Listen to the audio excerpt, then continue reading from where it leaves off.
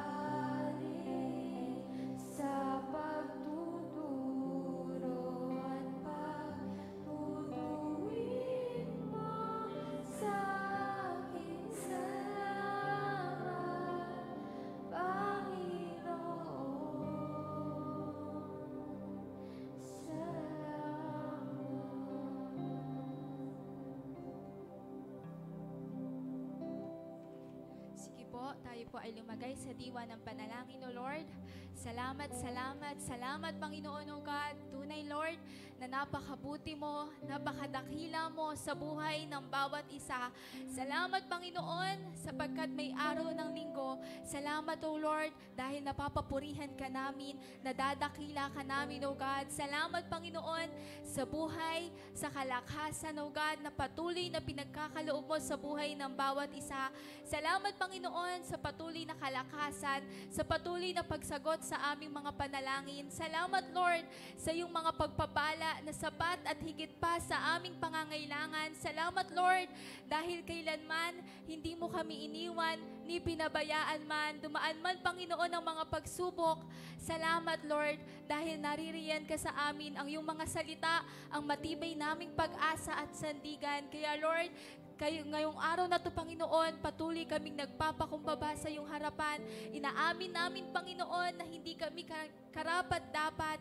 Kami ay nagkakamali, nakakagawa ng mga pagkakasala. Salamat, Panginoon, dahil pinatawad mo kami, niyakap mo kami, O God, at patuloy na nililinis mo ang buhay ng bawat isa. Kaya, Panginoon, ngayong oras na to, Lord, patuloy, O God, na ano man ang aming naisip, nagawa, nasabi na hindi naging kalugod-lugod sa iyong harapan. Right now, Panginoon, linisin mo ang buhay ng bawat isa mula ulo hanggang paa, Panginoon. Linisin mo kami, linisin mo ang aming mga puso, Panginoon, upang mabigay namin ang the best na pagpupuri at pagpapasalamat sa iyo. Right now, Father God, dinadalangin namin, Panginoon, na ikaw ang maging sentro ng gawain na ito, O God. Patuloy, O God, na langisan mo ang mga labi, Panginoon, ng bawat tatayo rito, O God. Patuloy na gamitin mo ang buhay ng bawat isa, O God. Patuloy, O God, na gamitin mo sila, O God, mightily, powerfully, and effectively, O God, para sa iyong gawain. Higit sa lahat, Panginoon, ang magbibigay ng iyong banal na salita. Patuloy na itago mo lamang siya sa iyong likuran. Patuloy, O God, na langisan mo ang kanyang mga labi. Maging tungtungan siya ng iyong mga banal na salita upang kaming mga makakapakinig, Father God, ay magkakaroon ng panibagong pag-asa sa aming mga buhay. Right now, Panginoon, bless mo siya, Panginoon, at patuloy na ang anointing na nanggagaling sa iyo, ang patuloy na ibigay mo sa kanya. Right now, Father God, patuloy, Panginoon, na dinadalangin namin, O God, na ang buhay ng bawat isa, anuman, Panginoon, ang bitbit na panalangin ng buhay ng bawat isa, hindi kami lalabas sa simbahang ito na hindi mo sinasagot ang panalangin ng bawat isa. Kaya, Lord, sa oras na ito, Panginoon, alam mo ang puso ng bawat isa. Patuloy, O God, na hipuin mo sila, O God, yakapin mo sila ng iyong banal na dugo, O God, at patuloy, O God, na ikaw ang maghari sa aming mga buhay. Right now, Father God, dinadalangin namin, O God, na balutan mo ng iyong banal na dugo, ng iyong mga anghel ang simbahan na to, O God, maging ang mga tahanan ng buhay ng bawat isa. Ikaw lamang, Panginoon, ang maghari sa simbahan na ito at maging sa tahanan ng bawat isa, Lord. Patuloy, O Diyos, na lahat ng nakihina, lahat ng may sakit, O God, ay bigyan mo ng kagalingan, Father God, spiritually, mentally, O God, physically, O God, in Jesus' name, right now, Father God, may pinagagaling ka, may inaayos ka, O God, sa buhay ng bawat isa. And right now, Father God, lahat ng napapagod, O God, ay bigyan mo ng kalakasan na nagmumula sa iyo, kapahingahan sa iyong presensya, O God. At Lord, patuloy, Father God, na we speak and we receive breakthrough upon breakthrough, O God. Miracle upon miracle, O God. Answered prayer upon answered prayer, O God. Victory upon victory that is coming only from you, O God. Kaya Lord, sa oras na to, sa araw na to, Panginoon, nawa mapasaya ng buhay ng bawat isa ang iyong puso, O God. Mapangiti nawa namin kayo dyan sa langit, O God, upang, Panginoon, mabigay namin ang the best na pagpupuri at pagpapasalamat sa iyo. Salamat, Panginoon. Patuloy ka naming pupurihin, sasambahin at dadakilain ang lahat ng papuri, pasasalamat at pagdakila ay sa iyo lamang namin ibinabalik. In Jesus' name we pray. Amen. Amen! Handa na po bang magpuri ang mga anak ng Diyos? Hallelujah! Bigyan natin ang isang palakpak ang ating Diyos na buhay! Amen! Patuloy natin sa pagpurihan dahil tuning ang patay may Kristo, wala tayo talo!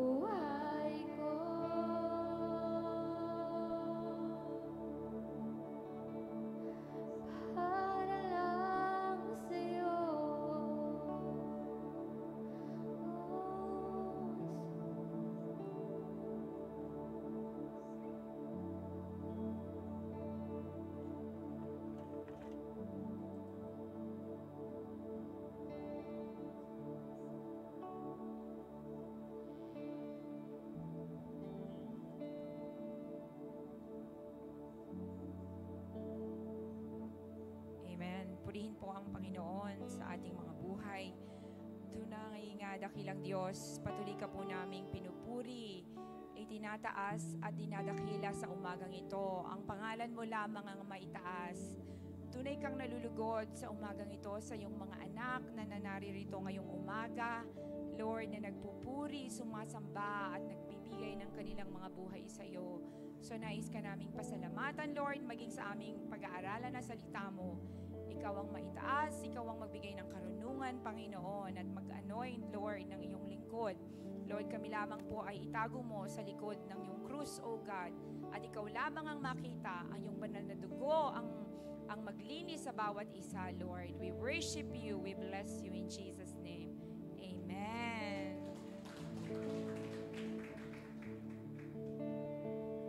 Amen. Magandang umaga po sa inyong lahat, sa ating mga kapatid na naririto at sa mga nanonood po sa kanilang mga tahanan at sa mga iba-ibang lugar. Kasi ako din po, nanonood ako sa Amerika. So, nakakatuwa po. Minsan pag hindi ko maabutan yung live, ay nanonood po ako yung sa recording. So, purihin po ang Panginoon. Napakabuti po niya. So, natutuwa po ako na actually po, kay alam niyo naman po na nandito rin po kami para po dalawin si Tatang. Tuloy nga po napakabuti ng Panginoon. At akala ko nga po ay hindi ako makakasama kasi po busy rin po, walang tulog minsan. At talaga, pero mabuti po ang Panginoon. Alam niyo po ba na kinausap po, actually, the Lord really, siya po yung nag-impress talaga sa heart ko to come here. And even yung talagang pag-aaralan po natin ngayong umaga, even the title of yung pong ating pag-aaralan ay nilagay po ng Panginoon sa aking puso. Sabi niya, talagang ito ang salita ko, itong nais kong ibahagi mo sa bawat isa. So, ako po ay sumusunod po talaga sa grasya po ng Panginoon ay nakikinig po sa kanyang boses. Kasi mahalaga po na sa buhay po natin, ang pinaka-importante at ang boses lamang nating pakikinggan at susundin. Siyempre po, may wisdom dyan, pero the ultimate voice that we should hear is the voice of the Lord. So sa umaga pong ito, ang pamagat po ng ating pag-aaralan, pasensya na po minsan sa Tagalog, fight your battles on your knees. So labanan natin ang ating mga pakikibaka sa pamamagitan ng pananalangin. Ano po ba, alam ko, bawat isa sa atin ay may mga battles sa buhay. Ano po ba ang battle? Pag sinabi natin, ito po ay isang, kumbaga sa English, sabi, this is a combat. It's a struggle. Ito ay isang pakikipaglaban. Ang pakikipaglaban pong ito ay, pag sinabi mo nakikipaglaban ka, hindi ka lang merong oppression, merong opposing factor na ino-oppress ka or pinahihirapan ka. Ito po ay pwedeng kapwa sa kapwa, yung kapwa natin. Pwede pong ang isa sa hindi natin nakikita, pero pinaka-deadly, ay ang mga kampo ni Satanas, yung pong evil forces around us. Ito po yung kailangang aware tayo. Kasi di ba pag ang kalaban mo, di mo nakikita, pwede kanyang tusukin sa likod, pwede kanyang, atakihin sa pagtulog mo, kahit anong oras. So dapat aware ka sa kalaban nating iyon, mga evil forces, kung tawagin sa ating surroundings, sa himpapawid na hindi natin nakikita. Tuloy nga, ito po ay a combat is a struggle. Talagang nandun yung force. Kaya nga po nakakatuwa yung kanta kanina. Sa Panginoon, walang talo. Amen. Oh, may answer na si Lord. Sa battle natin, wala tayong talo. Even with death. Sabi ko nga po, lalo tayo ngayon, maraming nagkakaramdaman sa atin. Kahit sa kamatayan, wagi pa rin tayo. Di ba kaya napakabuti ng Panginoon? Kasi whether we live or die, sabi nga ni Pablo, ay, sa Panginoon pa rin tayo. Actually, yun yung way for us to go to the Lord. Kaya nga po ako naiyak kanina kasi yung mga kasama natin dati na nasa Panginoon na ay nagdiriwang. Tunay nga napagtagumpayan na nila yung battle ng kanilang buhay. So nais ko pong i-share ngayong umaga na tayo bilang mga Kristiyano, once na tinanggap natin ang ating Panginoon sa ating mga puso at siya yung nag-lead sa buhay natin, yan na po, nag-sign na tayo ng contract that our daily life will be a battle. Amen. Na araw-araw po ay nasusuong tayo, pagising mo pa lang sa umaga, magpe-pray ba ako or hindi? Or gagawin ko ba to? Or nadidistract po tayo? So yun pa lang talaga ay nakikipaglaban na tayo. Talaga po ang buhay na Kristiyano ay tunay na pakikipaglaban. Ano po? So, ito nga po ang sabi ng Panginoon sa Efesos 6:12-18. Ibabanggitan ko na lang po yung huling verse. Sabi niya, sapagkat hindi tayo nakikipaglaban sa mga tao, kundi sa mga pinuno, sa mga may kapangyarihan, at sa mga tagapamahala ng kadilimang umiiral sa sanlibutan. Ito ang mga hukbong espiritual ng kasamaan sa himpapawid. Ito nga po yung nasabi ko kanina. Nasabi nga po, di ba, sa John 10:10, sabi niya, ang Panginoon ay naparito upang magbigay ng buhay, lakas, at tawag dito, abundant life. Pero ang demonyo po ay naparito upang pumatay, magnakaw, at mangwasak ng buhay. Gusto niya talaga, yan ang number one, mangwasak ng pamilya, patayin tayo sa pamamagitan ng sakit at karamdaman, mawalan tayo ng pag-asa, hanggang sa mawala na tayo sa Panginoon. Yun ang kanyang main mission sa buhay. Kaya gusto ng Panginoon, lalo na, ito yata yung pinaka mahirap ng panahon sa buhay ng tao. Na kasi ang social media, lahat, di po ba, maggabangamat yung mga nangyari sa Amerika, talagang battle every day. Yung pong mga, yung battle sa surroundings, yung nature, di po ba, narinig nyo yung mga nasusunog. And also, talaga pong tayo po ay nahaharap sa napakalaking mga battle sa ating buhay. Pero salamat po sa Panginoon dahil sa Panginoon po ang tagumpay natin ay tunay na sigurado. Amen. So, nais ko pong i-share, meron pong akong 3 uri ng battle na i-share ngayong umaga. Pasensya na po, mabilis ba ako magsalita? Unang-una po, na isimulan ko na to kanina, yun yung spiritual battle. Yun yung mga, minsan bumubulong sa kaisipan mo, ang demonyo, tutuksohin ka niya, gawin mo to, wag kang sumunod sa Panginoon. Talagang gusto kanya po tayong magkasalo sa bawat araw. Pero sabi nga po, greater is He that is in me than he that is in the world. Tandaan po natin ang Panginoon, ang banal na Santong Espiritu na naa sa ating buhay ay higit na malakas kaysa sa ating sarili, lalo na, at sa mga puwersa sa ating kapaligiran. Katulad ko nga po, akala ko hindi ako makakapag-preach ngayon sa awa po ng Diyos at sa biyaya ng banal na Santong Espiritu. Siya po talaga ang nagtuturo. Talagang in-encourage niya po ang puso ko, kaya mo yan.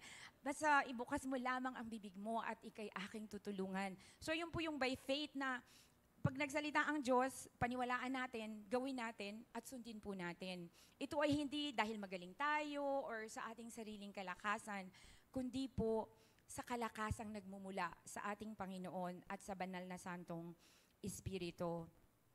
Ang pinakamaganda pong halimbawa, actually the best example sa spiritual battle kung paano natin haharapin yung mga spiritual battle sa ating mundo. Actually, alam ko po, syempre sa Pilipinas, nang diniwala tayo sa mga witchcraft, di ba? Ito po yung mga yan. Yung mga talagang, there's evil forces actually that are planning to destroy us, to kill us. But the Lord is greater. The name of Jesus has power. At ang dugo po ng Panginoon, ang tunay na tatalo sa ating mga kaaway. Ang example po natin dito mismo ay ang ating Panginoong Hesukristo. Di po ba? Nung siya ay nasa mundo, nung gagawin na niya yung pinakamabigat na pagsubok din sa kanyang buhay, ang mamatay sa krus ng Kalbaryo. Biro mo, dadalin mo ang kasalanan ng every human person in your shoulder. How agonizing and how hard is that? Kaya po, di ba? Pero anong ginamit niya? Weapon sa battle niya? Panalangin. Nanalangin siya sa Gethsemane. Dugo ang pinapawis. Meron na po ba tayo nabalita ang taong dugo ang ipinapawis mo, di po ba? Pero ang Panginoon, sabi niya, Panginoon, kung pwede mo pong tanggalin sa akin ang cup na ito. Pero sabi niya, pero hindi po ang kalooban ko.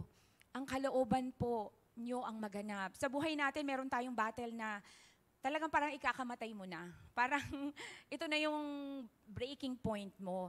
Parang sabi mo, Lord, pwede po bang i-spare mo na lang ako sa pagsubok na ito? Pero hindi natin naintindihan Pero bakit inilaw ng Panginoon?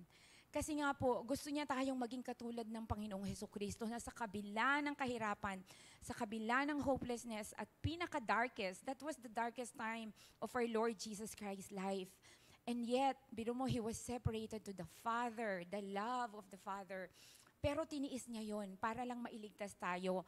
Na ngayon, sa battle ng bawat isa, ni Ate Irma, ni Ate Shona, ni Pastor, na meron tayong pag-asa na tinitignan kasi napagtagumpayan na ni Jesus sa krus ng Kalbaryo yung ating mga battles. But sometimes, we really have to go through it. Totoo po ito. We really have to go through it. And one at a time, in a daily basis, makikita mo yung kamay ng Diyos. Gumagamit siya ng tao, gumagamit siya ng salita ng Diyos, ng kanta, ng worship song, para encourage tayo, para magpatuloy po tayo sa ating pakikibaka sa mundong ito. So, wag po tayong tutulog-tulog. Ito yung mahalaga sa spiritual battle. Talagang manalangin tayo ng taimtim. Dito nga po, I'm so blessed na ngayon po mabibilang natin yung church na may dawn watch. Kasi di po ba, people are distracted and kumbaga they're looking for other answers. But ang tunay nga po talagang tugon sa ating mga pakikibaka ay ang pagdulog sa ating Panginoon. At siya nga po mismo na the God of the universe, the God who made the heavens and the earth, is praying. I mean, halos pa po kaya tayo na tao. We are created by God, and wala po tayong power on our own. Halos, how much more na kailangan po nating humingi ng lakas at manalangin po sa ating Panginoong Jesus. Ang pangalawa po is yung worldly battles. Ito po ay talagang worldly battle po talaga. Ito po yung ating mga napapanood. Ito po yung nagko-convince sa atin na yung mga materialism, yung pong pang-temptation po ng kaaway sa ating mga buhay. These are the battles that we have to fight here on earth while we live in the flesh. Siyempre po, tao pa tayo, diba? Nandito pa tayo sa mundo. At saka, kumbaga po, yung katawan na-redeem na po yung ating kaluluwa. Ligtas na po tayo. Kung mamatay tayo, nasa Panginoon tayo. Kumbaga, we are secure. Yun po yung pinakamahalaga sa lahat. And yet, meron pa po tayong katawan na nabubuhay sa makasalanang mundo. So kaya nga, di ba laging sinasabi ni Pablo, mamatay ka sa iyong sarili. Di po ba, clothe yourself with kindness, with humility, with prayerfulness. So tunay nga po, ito po yung higit sa mga kabataan din, na mga nag-aaral, na mga sumusunod sa ating Panginoon. Alam po natin yung mga worldly battles na inaano po sa atin ng enemy sa social media, sa mga books, lalo na po sa Amerika, yung ideologies na talagang 100% against the Bible, na you really have to stand po sa katotohanan ng Panginoon. Minsan, makukulong ka, minsan, ipapahiya ka nila, minsan talagang hindi ka yun, talaga pong parating na tayo sa lugar na yun, hindi ka makakabili or hindi ka nila ipapatronize pag hindi ka kahit ano po, minsan maraming doktor na didemanda, halimbawa, gustong magpa-change, yung mga ganun po. Kaya talagang manindigan po tayo sa ating Panginoon na yung mga worldly battles na ito ay mag-ask po tayo ng kalakasan sa ating Panginoon. Sabi po dito sa Romans 12:2, we should not conform to the pattern of this world, but be transformed by the renewing of our mind. So tuloy nga po, as we battle with our worldly battles, bukod po sa pananalangin, kailangan po nating baguhin yung ating pag-iisip. Sabi niya, let's have the mind of Christ. Kaya nga po nagbabasa tayo ng Bible, di po ba, meron tayong devotion araw-araw. Para ang nakukuha nating mind, hindi yung mind na nabasa mo lang kung saang-saang magazine or kung saan po, kundi yung salita po talaga ng Diyos na ating pangahawakan. Ano man po ang mangyari sa ating buhay. At tunay nga po, once we become Christians, the devil wage war against us to give up our faith in God and not pursue righteousness. Gusto niya magkasala tayo, wag tayong magpakabanal. Gusto niya mahulog tayo sa mga bitag niya. Pero tunay nga po na kapag alam po natin kung sinong kaaway natin, alam po natin we have worldly battles to win, tunay po na tatayo po tayo sa pangalan ng ating Panginoon. At yung pangatlo pong klase ng uri ng battle ay the battle within us. Para po sa iba, ito yung pinakamahirap. Di ba? Yung pong sarili mo talaga, ang kalaban mo. You have to kill your own flesh. Sabi dito, for some of us, this is the hardest battle. The battle within our own hearts. And this is the most exhausting, actually. Kasi ito yung ikaw eh. Kasama mo yung sarili mong araw-araw, di po ba? You have a body, soul, mind, and spirit. And ang daming pumapasok sa isip mo. Ang daming pumapasok sa puso mo. Ang emosyon, ginawa ng Panginoon yan eh, para pagpalain tayo. Pero minsan, ninanakaw ng kaaway ang emosyon natin para palungkutin niya tayo, maging hopeless tayo. Opo. So, tunay nga na maging alert po tayo na pag nararamdaman na natin yon, magpuri tayo sa Panginoon, manalangin po tayo. Ang key po dyan ay kausapin natin ng banal na Santong Espiritu. Hindi naman po kailangan panalangin mo yung sobrang haba na di po ba? Our God listens. You just cry out, Lord, help me. It doesn't have to be so long. It doesn't have to be makita niya lang yung puso mo na talagang siya ang inaasahan mo lang. Siya lang ang pag-asa mo. Tunay nga pong hindi niya tayo iiwanan ni pababayaan man. Sabi po dito sa Colossians 3:8-13, yun lang po maikling babasahin ko. Put on your new self and clothe yourself with compassion, kindness, humility, and love, and forgiveness. So paano daw po natin ibabattle yung within us? Isuot po natin yung mga baluti na binigay sa atin ng Panginoon. Yung karakter po ng ating Panginoong Jesus. Pag galit na tayo talaga at ayaw nating magpatawad, alam ko po napakahirap po ito. Pero manghingi po tayo, Holy Spirit, alam ko sabi mo magpatawad po kami. So, bigyan mo po ako ng lakas. Hindi ko to kaya, Lord. Hindi ko to kaya. So, ibigay po natin sa Panginoon at magugulat kapag dating ng Panginoon. Siya ang mag-heal dun sa kasugatan ng puso mo. Or meron naman po na binabattle sarili. Minsan, yung simple lang, pag Sunday, di po ba? Na-invite ka or you're going to do something na parang akala mo, yun yung mahalaga, more than your time with the Lord. So, kailangan mo i-battle na you choose. Sabi nga po ng Panginoon kay Joshua, di ba? Choose between life or death. What will you choose? Tuloy nga pong piliin po natin ang buhay na nanggagaling at lakas sa ating Panginoon. So, meron lang po akong tanong. Amen. Pero pwede po wag nyo nang sagutin ngayong umaga. What is the battle are you facing right now? Maliit na bata, may battle yan. Gusto niya ng candy, wala siyang pera. Iyak siya sa nanay niya, di po ba? Or nanay ka, what's your battle? You know, every day, madisiplina mo at mapalaki mo ang mga anak mo na maitakot sa Panginoon. Or ama ka, anong battle mo? Siyempre, gusto mong mapag-aral mga anak mo, di po ba? Ikaw ang breadwinner. So talagang yun yung mga battles natin. But more than that, ang pinakamahalaga po ay yung ginawa ng Panginoong Hesukristo sa kaluluwa natin. Yung battle na yon, our salvation, is already secured in Jesus. So itong pong mga pansamantalang battle na kinakaharap natin ngayon, sabi nga ni Pablo, lahat ng mga pasakit at paghihirap na nararanasan natin dito sa mundo ay incomparable with the reward that God has given us and has prepared for us in heaven. Alam niyo po, pag ako dumaraan sa napakabigat na pagsubok, yun po lagi ang verse na inaano ko na, Lord, this temporary trial. Temporary Kaya nga po temporary, di ba?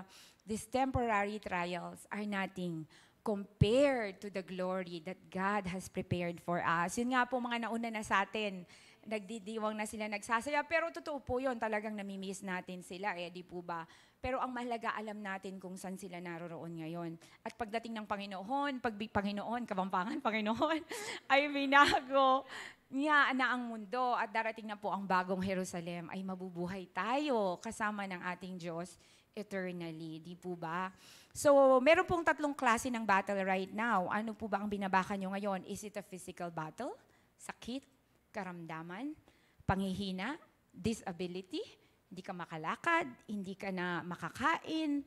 Yung pangalawa is emotional battle, betrayal.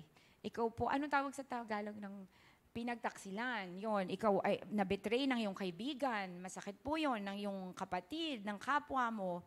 Or kahit ngayon po, usong-uso yung, di ba, social media, parang ang dami mong kaibigan, ang dami mong kausap, pero bakit lonely ka? Loneliness. Napakahirap po niyan. Sa Amerika, yan ang pinakamalaking binabattle ng mga tao. Loneliness.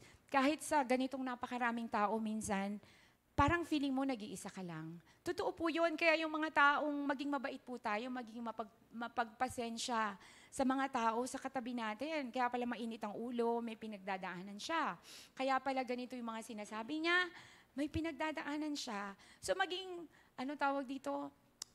mahabagin, maintindihin po tayo sa kapwa natin kasi hindi natin alam kung ano po ang pinagdadaanan nila sa buhay. At ano po, ang sagot natin doon, again, is ipagdalangin po natin sila. The greatest gift that we could give to our family members, to our friends na nagdadaan ng physical battle, emotional battle, is to pray for them. Kasi po, ang kamay ng Diyos kahit nasaan siya kaya niyang hipuin po yan Opo.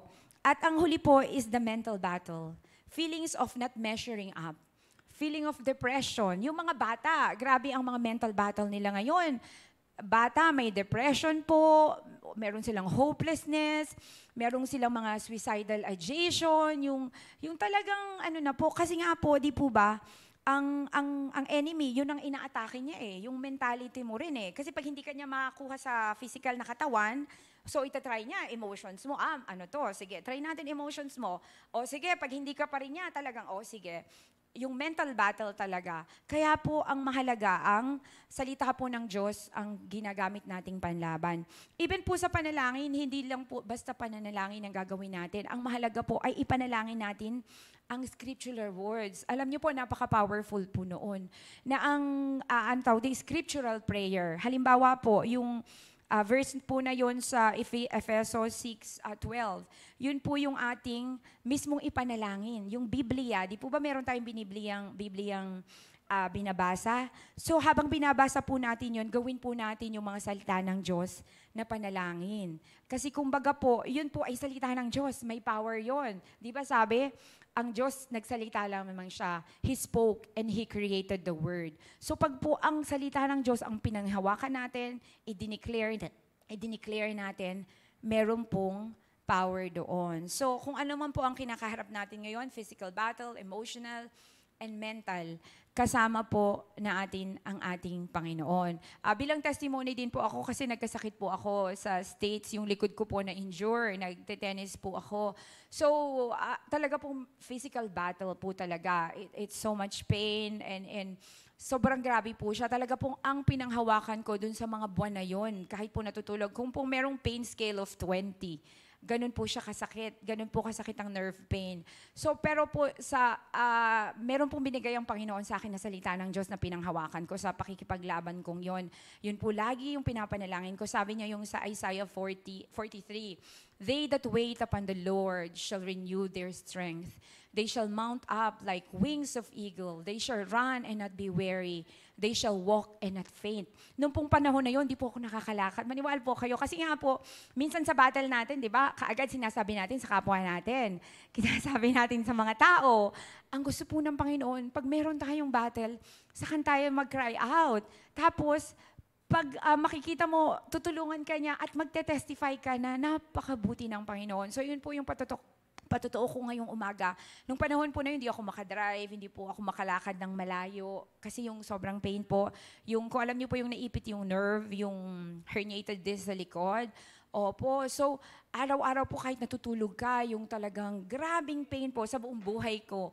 Ngayon ko lang po yun naranasan. Doktor pa po ako, diba? Talagang, I know kumbaga po yung in and out of that, this na karamdaman.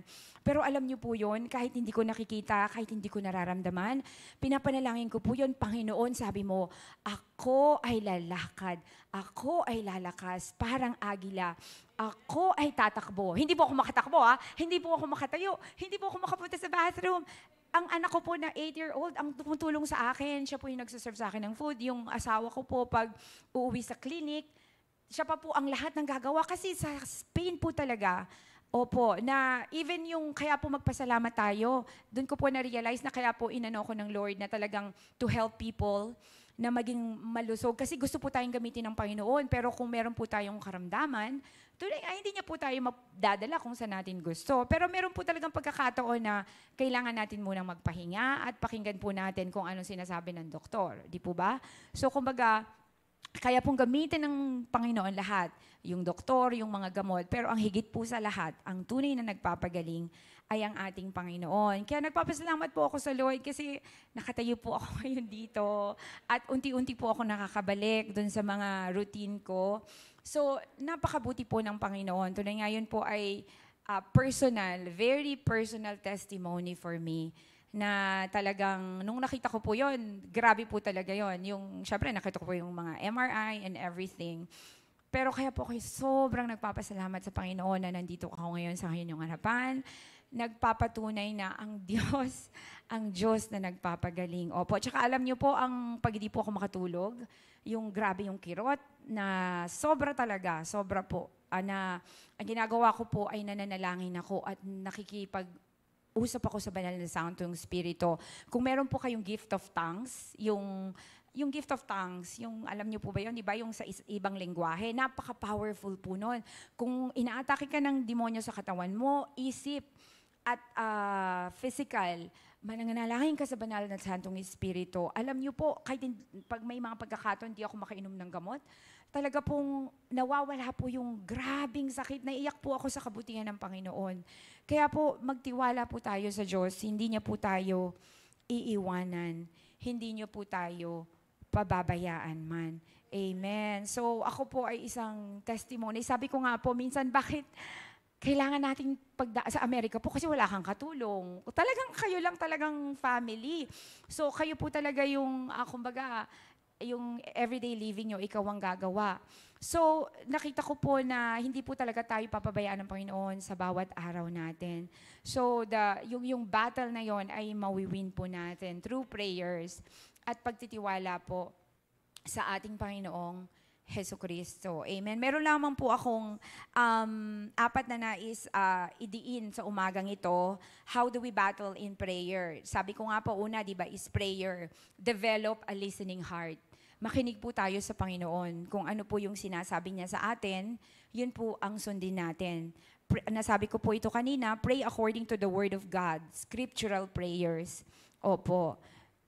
Magkaroon po tayo ng persistence and patience in prayer. So minsan hindi po natutok. Katulad ko po, November po yun Biro mo, bedridden ka from November until February. Ilang buwan po yun talaga nakikipagbaka na, Panginoon, hindi ako bibitaw, ikaw ang magpapagaling sa akin. Ako'y makakalakad. Kaya nga po ako very appreciative at salamat, medical person na po ako, pero nagpapasalamat ako sa mga doktor, sa mga nurses, sa mga PT, sa x-ray, basta kahit anong tumutulong po sa atin na mapabuting kalagayan natin kasi ginagamit po talaga sila ni Lord to help us and to bless us. Opo, salamat po. So, pangalawa po, yung worship. As we pray, maganda rin po na tayo ay kumakanta. Kahit hindi ka singer, kahit hindi talaga pong nais po ng Panginoon that we worship with the Lord. Kasi po yung worship is we minister to the Lord. Kumbaga, imbis na makita natin yung problema, imbis na makita natin yung battle natin, ang nakikita natin, sabi nga, I see my big God, not my big problem. So, i-develop po natin yung lifestyle of worship. Kahit nasa pagsubok tayo, di ba, syempre po, bilang tao, ayaw mong kumanta, ayaw mong magpuri, kasi mabigat ang kalooban mo. Minsan, nagagalit ka, or minsan, parang nawawalan ka ng pag-asa. Pero wag po tayong magpa-overcome. Patuloy po tayong magpuri sa ating Panginoong Jesucristo. Sabi nga po sa Awit 85:9, ang nagpaparangal sa pangalan niya'y kanyang ililigtas. Ang ating lupain ay mananatili ang kanyang paglingap. Sino man po daw ang sumasamba sa kanya at nagbibigay ng mga kalugod-lugod na papuri sa ating Panginoon ay kanyang ililigtas. Pangatlo po is perseverance in prayer. Be patient with God's timing in answering our prayers. Ako po noon, siguro dun sa sakit na nararamdaman ko, parang, Lord, pwede po ba instant?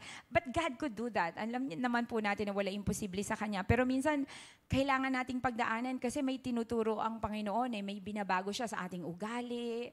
Gusto niya na talagang ma-purify tayo at mamuhay tayo ng kalugod-lugod sa Kanya. Amen. Ngayon nga po, naintindihan ko na yung mga nagkakasakit, na napakahirap talaga na magkaroon tayo ng compassion, talagang ipanalangin natin sila.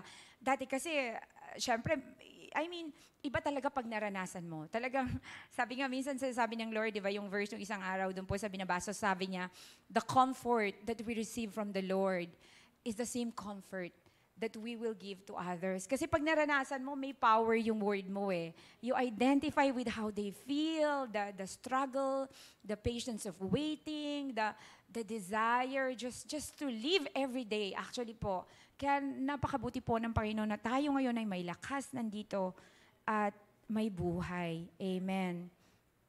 Sabi nga po, yung kahuli-hulihan po dito, ang isa pong example ng sobrang nanatili sa pananalangin. Talagang hindi po siya humiwalay sa Panginoon.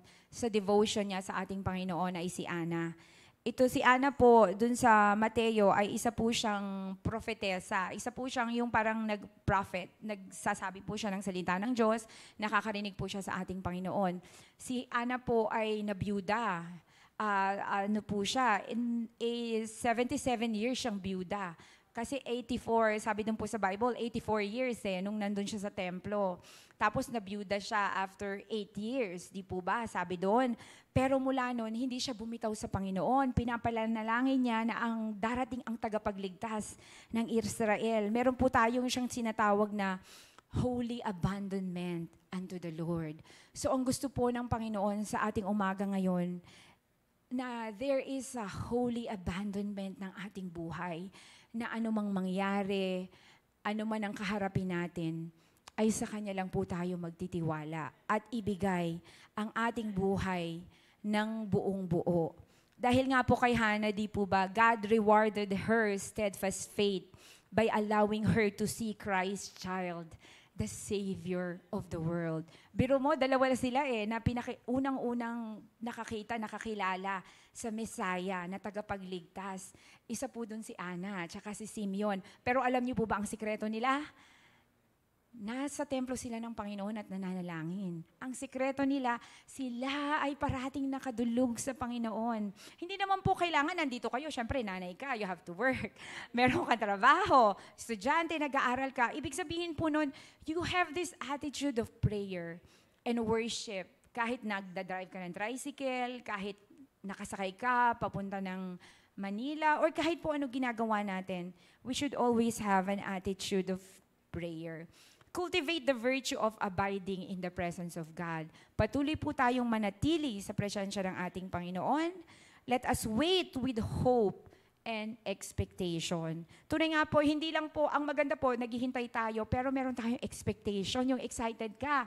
Kahit hindi mo pa nakikita yung sagot, Lord, alam ko, sasagutin mo ako. Kahit anong paraan, alam ko, Lord, gagawa ka ng paraan. Hindi ko to nakikita ngayon, pero ikaw ang Diyos nagagawa ng kaparaanan. Gusto po ni Lord yun, di ba? Parang pag-parent ka, excited yung anak mo to see you, na nag-aano sa'yo, di po ba nag-approach sa'yo, na alam niya, nakilala ka niya, kilala ko ang tatay ko, kilala ko ang nanay ko. Kumbaga, they have this trust. So gusto po ng Panginoon, meron po tayong hope and expectation as we wait upon Him.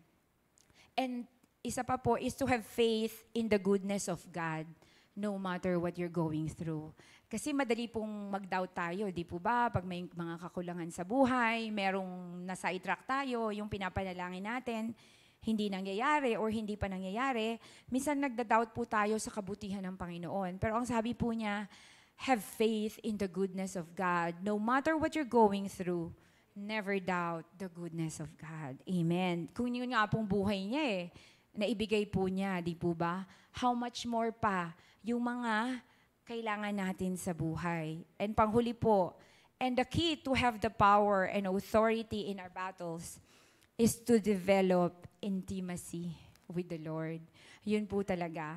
Yung lumapit po tayo sa Kanya sa lahat ng oras.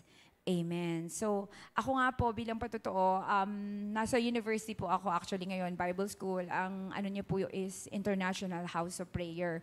Ito po talaga yung tinuturo sa amin. Saan ka man pumunta, ano man ang gawin mo, is to really have that lifestyle of prayer in intercession. Sabi nga pa, prayer can move heaven and earth.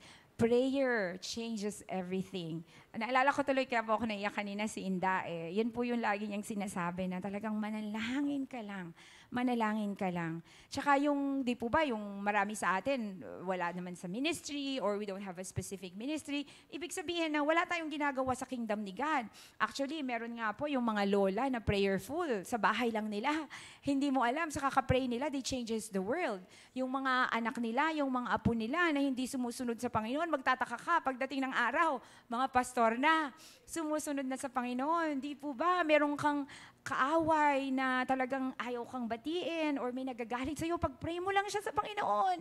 Pag-pray mo lang siya, merong nagkasala sa'yo na hindi mo talaga hirap na hirap kang patawarin, panalang. Actually, mahirap po yun, pero sabi ng Panginoon, di ba, love your enemies. Talaga pong ipanalangin po natin sila.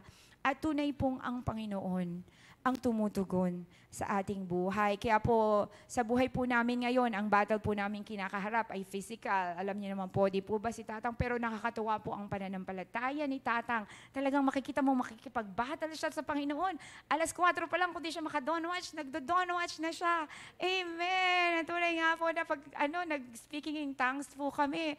Tunay nga po na napakabuti po ng Panginoon na anumang pong battle ang kinakaharap natin ngayon ay manalangin tayo, yan ang susi at magtiwala sa ating Panginoon. Amen. Na kaya niyang gawin ang lahat ng bagay sa ating mga buhay. Amen. May tanong lang po ako sa umagang ito. Baka meron po dito na hindi po kayo familiar sa narinig natin or wala po tayong relasyon sa ating Panginoong Jesus na hindi nyo alam. Paano ba talaga mag-battle? Paano nga ba magkaroon ng relasyon sa ating Panginoon? So sa umaga pong ito ay hinihiling po namin na magtaas lang po ng kamay or ako po ay mananalangin at sumunod lang po sa panalangin ito. Panginoong Jesus, salamat po sa umagang ito, sa aming pong mga kapatid na hindi pa nakakakilala sa iyo. At tunay nga na marami din silang battle sa buhay na hindi nila alam kung paano ito haharapin, Panginoon, at magtatagumpay. Dalangin po namin, Panginoon, na tanggapin kanila, O Diyos, bilang Panginoon at sariling tagapagligtas ng buhay. Dahil Ikaw lamang ang Diyos na tunay na nagtagumpay sa aming mga kasalanan, Panginoon. Lord, salamat po. Patuloy mo silang palakasin, Father God.